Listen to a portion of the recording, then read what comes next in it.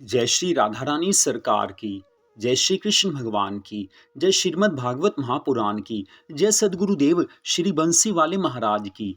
श्रीमद् भागवत महापुराण के तीसरे स्कंद के 12वें, 13वें और 14वें अध्याय की कथा आज हम आपको सुनाने जा रहे हैं। श्रीमद् भागवत महापुराण के इन अध्यायों के नाम हैं ब्रह्मा जी द्वारा नारद, वशिष्ठ, अंगिरा आदि ऋषियों और राजा स्वयंभू मनु तथा शतरूपा की रचना का वृतांत, और ब्रह्मा जी द्वारा स्थान प्राप्ति के लिए श्री नारायण भगवान की स्तुति करना और श्री नारायण भगवान का वराह अवतार धारण करके पृथ्वी को पाताल लोक से लेकर आना तथा दिति के गर्भ में जय और विजय के वास की कथा का वर्णन।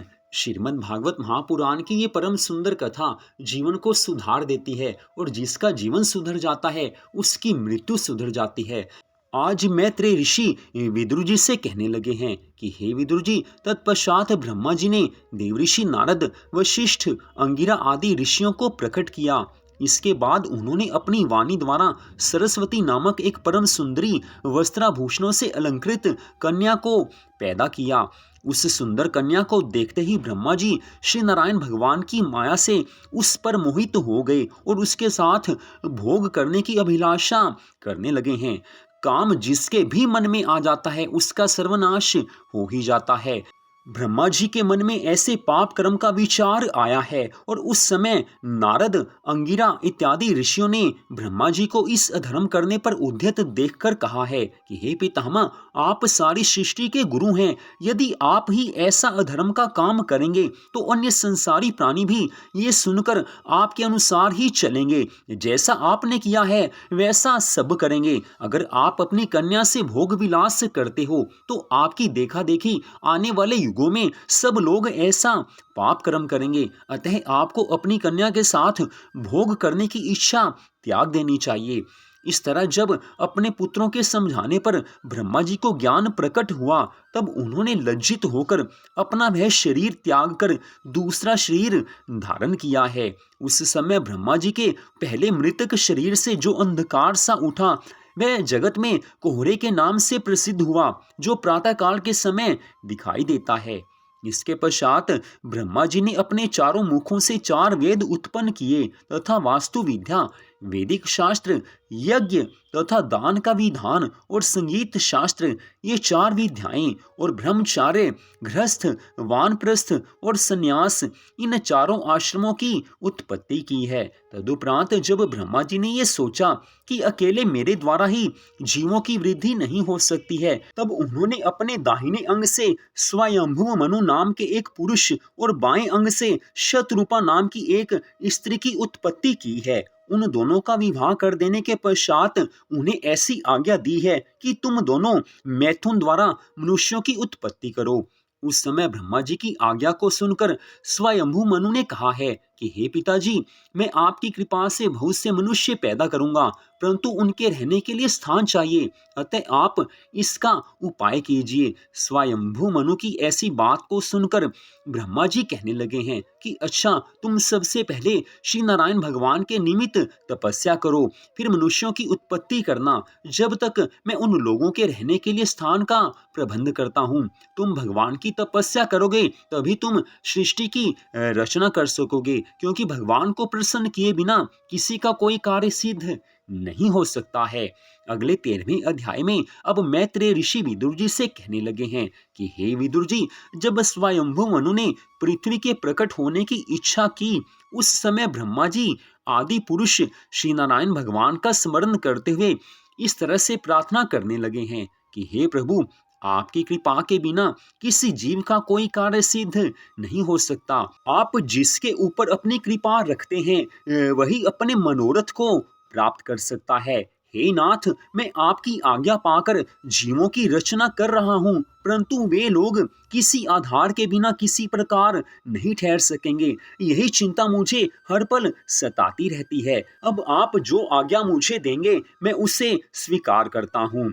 इस प्रकार जब ब्रह्मा जी ने स्तुति की है उस समय श्री नारायण भगवान ने उन्हें ध्यान में दर्शन देकर इस तरह से कहा है कि हे ब्रह्मा, तुम चिंता मत करो, मैं अवतार धारण करके जीवों के रहने के लिए पृथ्वी ला दूंगा। इतना कहकर आज ब्रह्मा जी के ध्यान से भगवान अंतर ध्यान हुए हैं। तदुपरांत श्री हरि भगवान जी ने अपने मन में ऐसा विचार किया है कि हिरण्याक्ष दैत्य पृथ्वी को उठाकर पाताल लोक में ले गया है, अतः अब मुझे उसे वहां से बाहर निकाल लाना चाहिए, तभी पृथ्वी पर जीव रह सकेंगे। इसी समय श्री नारायण भगवान की लीला से ब्रह्मा जी को एक छींक आई है। तब उनकी नाक के दाहिने छिद्र से मच्छर के समान एक अत्यंत छोटा शूकर उत्पन्न हुआ है। क्षण भर में ही वह शूकर बढ़कर हाथी के समान हुआ है और भयानक शब्द में गर्जना करने लगा है। उसे देखकर आज ब्रह्मा जी अपने मन में विचार करते हैं कि ये कैसा जीव है जो मेरे सामने आया है। वह डरने लगे हैं, लेकिन प्रभु की कृपा से ज्ञान दृष्टि द्वारा जब उन्होंने देखा तो उन्हें मालूम हुआ कि श्री नारायण भगवान ने मेरी प्रार्थना पर पृथ्वी को लाने के लिए ऐसा स्वरूप धारण किया है, अन्यथा और किसी जीव की ऐसी सामर्थ्य नहीं जो क्षण भर में इतना बड़ा स्वरूप धारण कर लेता। ऐसा विचार कर आज ब्रह्मा जी ने उन वराह भगवान की स्तुति करते हुए कहा है कि हे प्रभु, आपने वराह स्वरूप धारण करके अपने वचन को पूर्ण किया है, अतः आप परम धन्य हैं। आपकी कृपा से ही मनुष्य की सभी मनोकामनाएं पूरी होती हैं।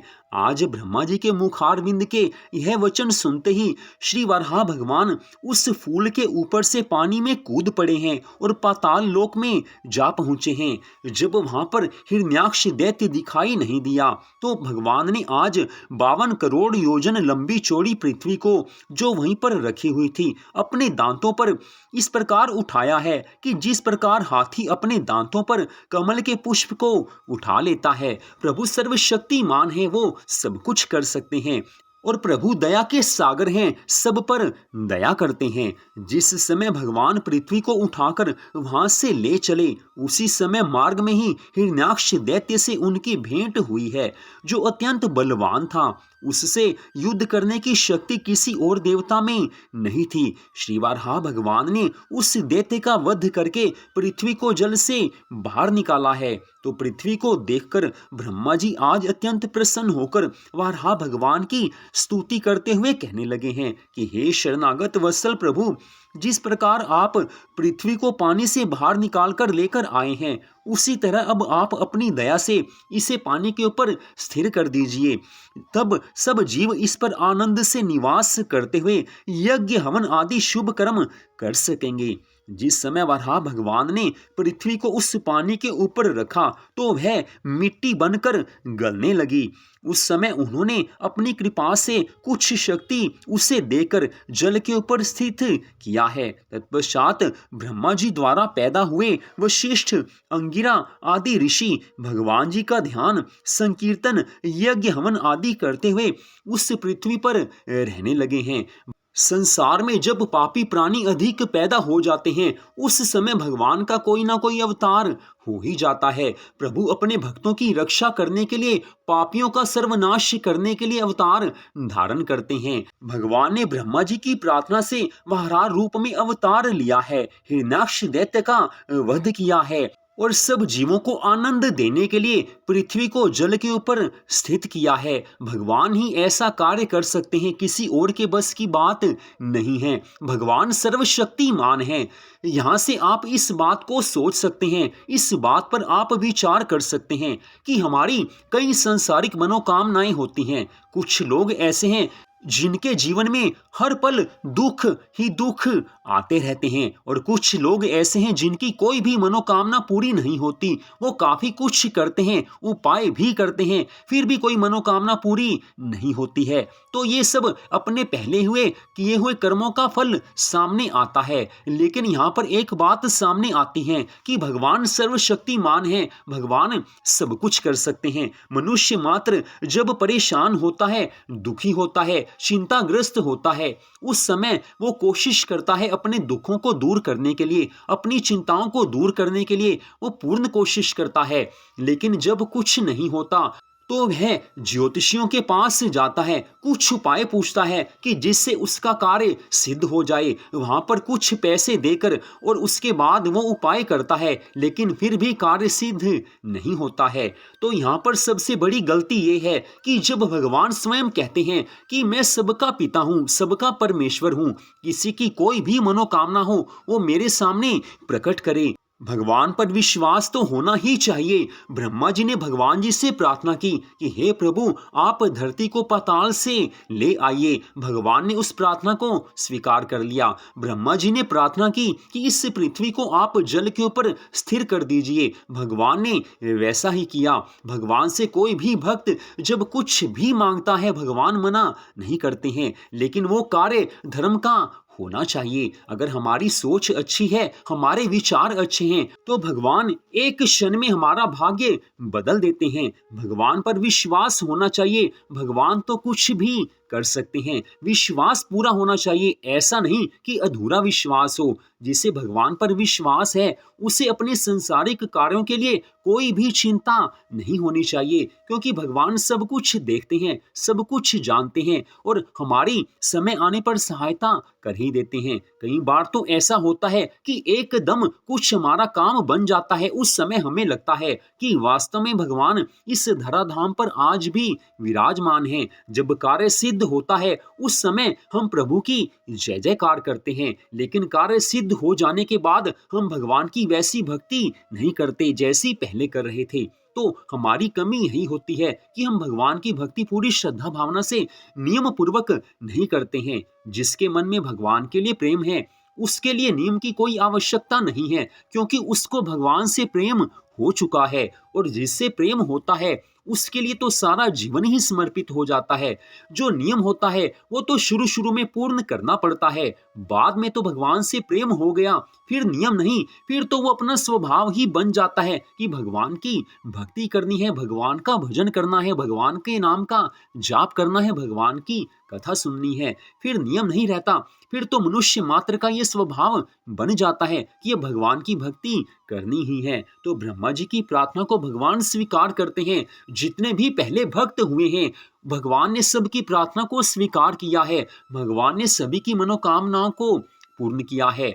आज भी भगवान सभी की मनोकामनाओं को पूर्ण कर रहे हैं। लेकिन जो सच्ची श्रद्धा भावना से भगवान की भक्ति करता है, जिसका मन प्रभु चरणों में लगा हुआ है, उसी की प्रार्थना प्रभु स्वीकार करते हैं। अन्यथा आप ज्योतिषियों के पास जाते रहिए, हल निकलेगा, कोई छोटा मोटा आपका हल होगा, लेकिन आपकी समस्या का पूरा समाधान नहीं हो सकता है, क्योंकि वो तो केवल भगवान ही कर सकते हैं। भाग्य को बदलना केवल भगवान के हाथ में है। भाग्य कोई ज्योतिषी नहीं बदल सकता है, कोई ब्राह्मण नहीं बदल सकता है। ब्राह्मण के आशीर्वाद से जीवन में सुख आता है, लेकिन तकदीर की जो लिखी हुई लकीरें होती हैं, उससे तो कोई नहीं बदल सकता है, उससे केवल भगवान ही बदल सकते हैं। भाग्य को बदलना केवल भगवान के हाथ में है, क्योंकि भाग्य को बनाने वाले भगवान ही हैं। हम जो कुछ अच्छे बुरे कर्म करते हैं, उसी के अनुसार भगवान हमारी किस्मत बनाते हैं, हमारा भाग्य बनाते हैं। तो भाग्य निर्माता भगवान है, और जो भाग्य निर्माता है, उसे भाग्य को बदलने का पूरा अधिकार भी होता है। उदाहरण के तौर पर आप ऐसा समझ लीजिए कि एक 8वीं क्लास का बच्चा स्कूल में जाता है। वो सारा साल स्कूल में गया, लेकिन कुछ ऐसा संयोग बना कि पेपरों के दिनों में उसकी जो परीक्षा थी, उन दिनों में वो काफी कुछ बीमार हो गया। तैयारी जो परीक्षा की थी पूरी नहीं हो पाई। एग्जाम उसने दिए, लेकिन अच्छे नहीं हुए। अब मान लीजिए वो कुछ नंबरों से फेल हो रहा हो, तो यहाँ पर अब क्या होगा? जो सामने टीचर जो पेपर चेक करते हैं, वो देखते हैं कि इसने सारा साल अच्छे से पढ़ाई की है, स्टडी की है, तो ये तो अच्छा मेहनती छात्र है, अच्छा स्टूडेंट है, तो इसे पास कर ही देना चाहिए। तो वो अपने मन में कुछ दया भावना लेकर आते हैं और उसे पास कर देते हैं। तो ये तो साधारण संसार की बात है, ये सही भी है, जायज भी है, क्योंकि उस बच्चे ने सारा साल मेहनत की है।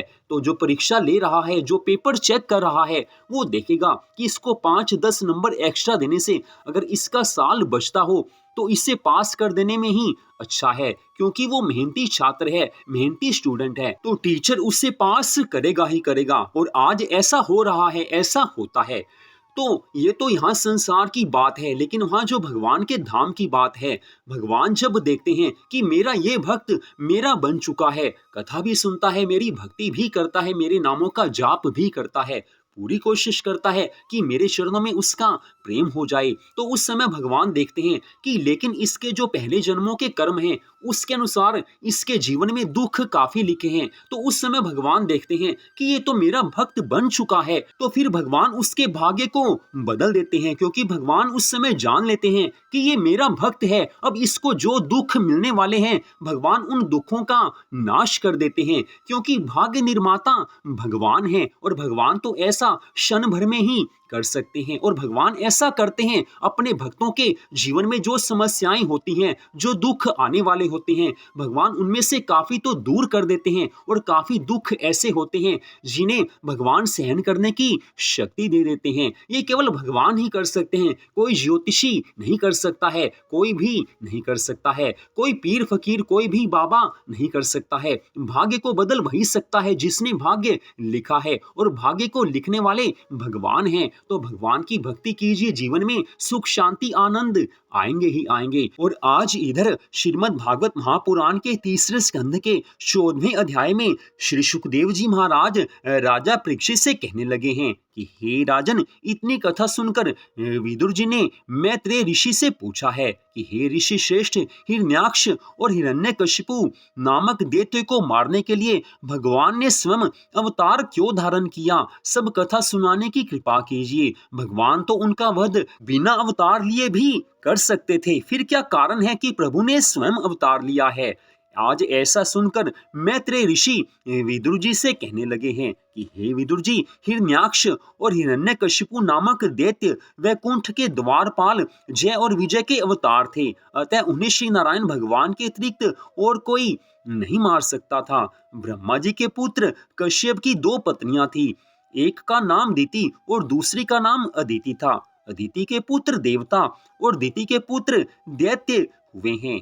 जिस समय स्वर्ग पर देवताओं का राज्य था, उस समय दिति ने अपने पुत्रों को अर्थात दैत्यों को राजगद्दी प्राप्ति की कामना से कश्यप जी की काफी अधिक सेवा करनी शुरू की है। वह ऐसा चाहती थी कि कश्यप जी प्रसन्न होकर उसे कोई ऐसा बलवान पुत्र दें जो देवताओं से राज्य छीनकर स्वयं इंद्र के आसन का स्वामी बने। अतः एक दिन दिति अपने पति को प्रसन्न देखकर उनसे कहने लगी हैं कि हे प्राणेश्वर, मेरी ऐसी इच्छा है कि मेरे गर्भ से ऐसे शूरवीर पुत्र पैदा हों जो युद्ध में अदिति के पुत्रों को अर्थात देवताओं को पराजित करके इंद्र का सिंहासन प्राप्त कर लें। तत्पश्चात मैत्रेय ऋषि कहने लगे हैं कि हे विदुर जी, देवतागण धर्मात्मा और ज्ञानवान थे, भगवान के भक्त थे, अतः कश्यप जी हृदय से उनकी पराजय नहीं चाहते थे, परंतु दिति की सेवा से प्रसन्न होने के कारण उन्होंने उसका मनोरथ पूर्ण होने का वरदान दे दिया है।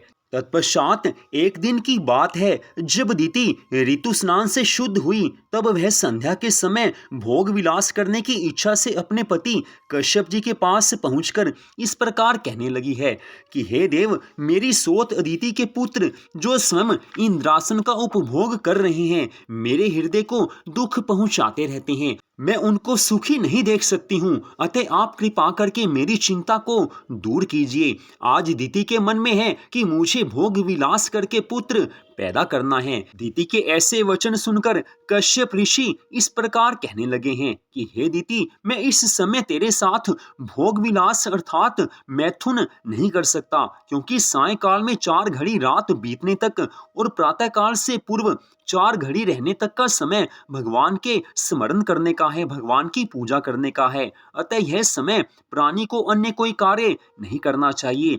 इस समय भगवान शिव और माता पार्वती ऋषभ पर सवार होकर जगत में सर्वत्र भ्रमण करते हैं, इसलिए इन समयों में मनुष्य को भगवान के भजन तथा ध्यान के अतिरिक्त अन्य कार्य नहीं करना चाहिए।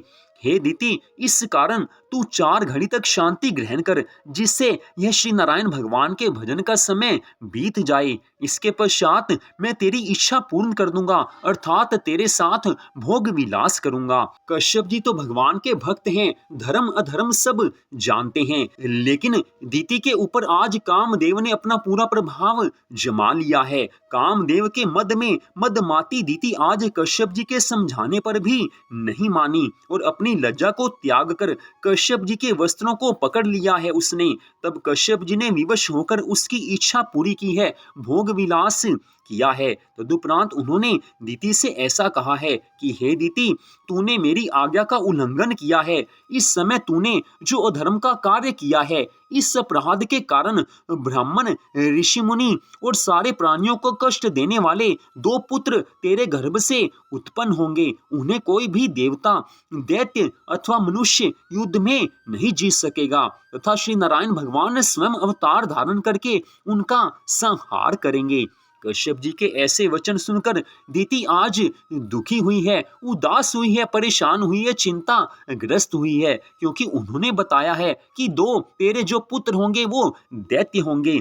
लेकिन अब करें तो क्या करें। आज हाथ जोड़कर दीति कश्यप ऋषि से कहने लगी हैं कि हे स्वामी, मेरी इच्छा तो केवल यही थी कि मेरे पुत्र देवताओं को जीतकर स्वर्ग के राज्य सुख का उपभोग करें। हे स्वामी, अगर देवता स्वर्ग पर अधिकार करते हैं तो हम दैत्य भी तो कर सकते हैं, मेरे पुत्र क्यों नहीं कर सकते। लेकिन मेरी इच्छा तो मात्र यही थी, किंतु मैं ऐसे अधर्मी पुत्रों को लेकर क्या करूंगी। आज दीति के ऐसे शब्द सुनकर तथा उसे अत्यंत चिंताग्रस्त देखकर कश्यप ऋषि ने कहा है कि हे दीति, अब कुछ नहीं हो सकता है। मैंने तुम्हें पहले ही कहा था कि पाप कर्म नहीं करना चाहिए, लेकिन तूने मेरी बात नहीं मानी। भोग विलास ऐसे समय में किया जब भगवान की भक्ति का समय था, भगवान के पूजन का समय था, भगवान के ध्यान का समय था। फिर भी अगर तू दुखी है तो मैं तुझे ऐसा वरदान देता हूं कि तेरा एक पौत्र परम भक्त, ज्ञानी तथा तपस्वी होगा। उसके नाम का स्मरण करके संसारी जीव भवसागर से पार हो जाएंगे। सभी देवता, दैत्य आदि उसके गुण गाएंगे। देवऋषि नारद उसकी प्रशंसा इंद्र की सभा में करेंगे तथा स्वयं श्री नारायण भगवान अवतार धारण करके उसकी रक्षा करेंगे। आज कश्यप जी के इन वचनों को सुनकर दीति को अपने हृदय में कुछ संतोष प्राप्त हुआ है, लेकिन जो उसकी चिंता थी, जो उसका दुख था, वो दूर नहीं हो सका है, क्योंकि जो उसने पाप कर्म किया है उसका फल तो मिलना ही था। तो वो तो उस समय की बात है, लेकिन आजकल के इस समय में कोई ऐसा सोच विचार नहीं करता है। अधिकांश स्त्री और पुरुष भोग विलास ऐसे ऐसे समय में करते हैं जब उन्हें भगवान का भजन करना चाहिए, जब उन्हें भगवान का ध्यान करना चाहिए। आज कोई सुबह नहीं देखता है, कोई रात नहीं देखता है, कोई दोपहर नहीं देखता है, कोई शाम नहीं देखता है। आज तो अधिकांश लोग भोग विलास में ऐसे खोए हुए हैं। कामदेव ने ऐसा प्रभाव सबके ऊपर जमा लिया है। हाथों में मोबाइल है और मोबाइल पर उल्टी सीधी चीजें देखना, ये हो सकता है कि किसी को क्षण भर के लिए अच्छा लगता हो, लेकिन जब इसका परिणाम सामने आता है, गलत चीज देखेंगे, बुरी चीज देखेंगे, तो उसका प्रभाव मन पर कुछ ना कुछ तो पड़ेगा ही पड़ेगा। पुराने समय में टीवी, मोबाइल आदि कुछ भी नहीं होता था, तो भी भगवान की माया से बच पाना काफी कठिन था। भगवान की माया से बचना हर एक के बस की बात नहीं थी। लेकिन आज तो कलयुग है। आज हर हाथ में एक नहीं, 2-2 मोबाइल आपको मिलेंगे। हर घर में 1-2 नहीं, 5-5, 6-6 मोबाइल आपको नजर आ सकते हैं। घर घर में LCD लगी हुई हैं। जब चाहो जो चाहो आप देख सकते हो। लेकिन बुद्धि तो अपनी है। अपनी बुद्धि से ऐसा सोचना चाहिए कि मैं टीवी पर या मोबाइल पर ऐसा क्या देखूं कि जिससे मेरा जीवन बिगड़े नहीं, सुधर जाए। लेकिन ऐसा कौन सोचता है? केवल भगवान को चाहने वाले सोचते हैं। अन्यथा आज जीवन ऐसा बन चुका है कि थोड़े से मनोरंजन के लिए, थोड़ी सी मस्ती के लिए लोग ऐसा कुछ देखते हैं कि जिससे उन्हें धर्म और अधर्म का विचार उनका जाता रहता है। जैसे दीति की बुद्धि मारी गई थी, उसका सर्वनाश हो गया। ठीक ऐसे ही आज जिन लोगों की बुद्धि कामदेव मार देता है, उनका सर्वनाश निश्चित है। जिस समय कुछ बुरा हम देखते हैं, उस समय ऐसा नहीं लगता कि हमारे साथ आगे जीवन में कुछ बुरा होगा।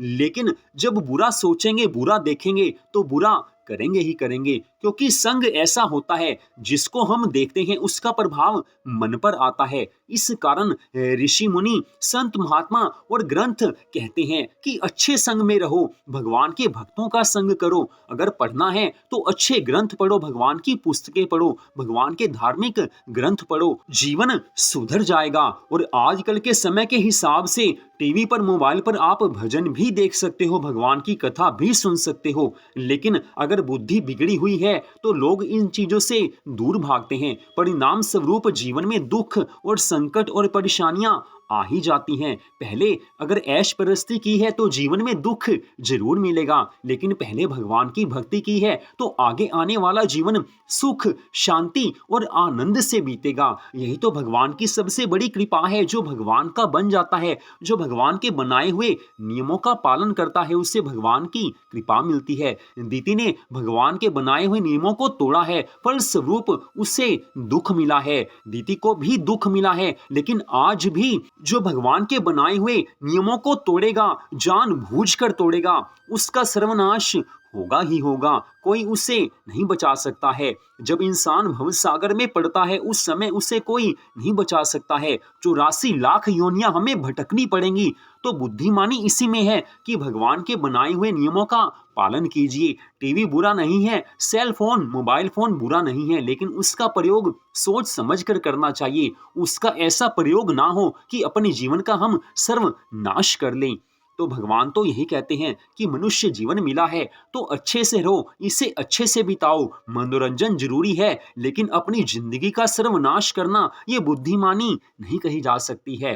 पहले के समय में अच्छी फिल्में आती थी, लोग देखते थे और लोगों का जीवन अच्छा बन जाता था, लेकिन समय बदल चुका है, आजकल वो बात नहीं रही है। आज तो केवल भगवान के भरोसे इंसान की जिंदगी कट रही है, अन्यथा आप चारों ओर देख लीजिए, हर कोई माया के पीछे पड़ा हुआ है। केवल वही बचेगा जो भगवान की भक्ति करेगा।